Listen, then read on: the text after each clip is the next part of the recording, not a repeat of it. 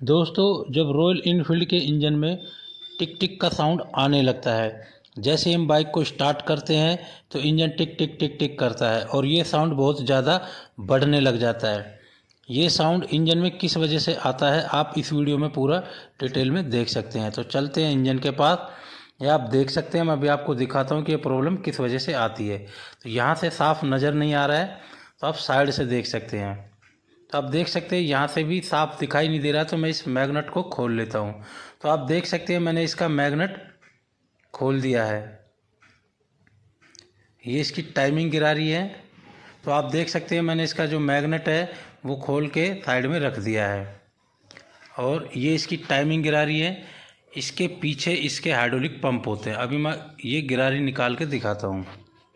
तो आप देख सकते हैं ये टाइमिंग की गिरारी निकल चुकी है और ये दूसरी गिरारी जिसमें डीकम्प्रेसर होता है। तो दोस्तों, आप ये देख सकते हैं जो ये दो पंप है, जब ये ख़राब हो जाते हैं, ये हाइड्रोलिक पंप है, जब इनका ऑयल लीक हो जाता है तो ये लूज पड़ जाते हैं।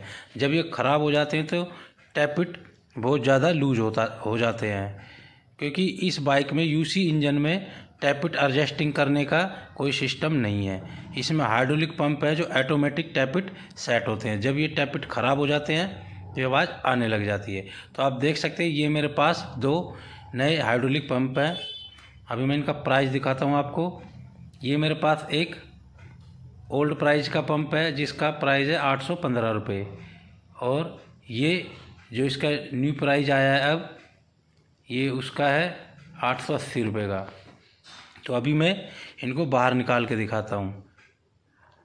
तो आप देख सकते हैं ये पूरा सील पैक है और ओरिजिनल रॉयल एनफील्ड का। आप जो ये एरो देख रहे हैं ये इसमें किस वजह से दिया होता है, इसके बारे में भी मैं आपको पूरा डिटेल में बताऊंगा। तो पहले मैं आपको पंप निकाल के दिखाता हूँ कि पंप कैसा होता है।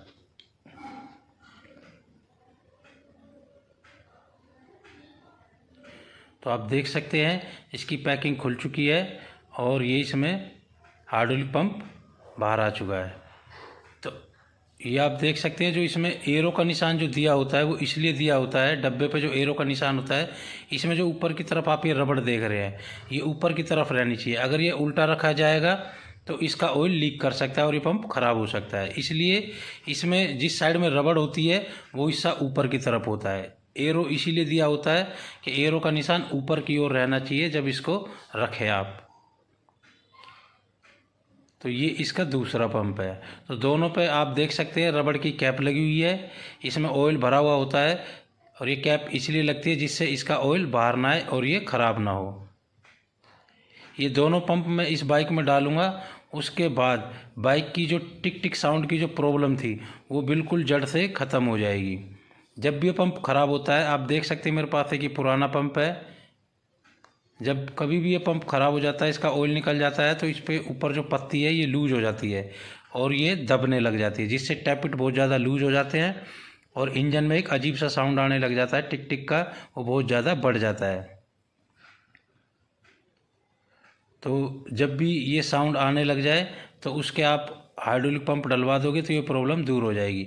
लेकिन हाइड्रोलिक पंप डालने के लिए उसका हेड और पिस्टन सिलेंडर किट खोलनी पड़ती है और मैग्नेट कवर खोलना पड़ता है, तब ये पंप डलते हैं।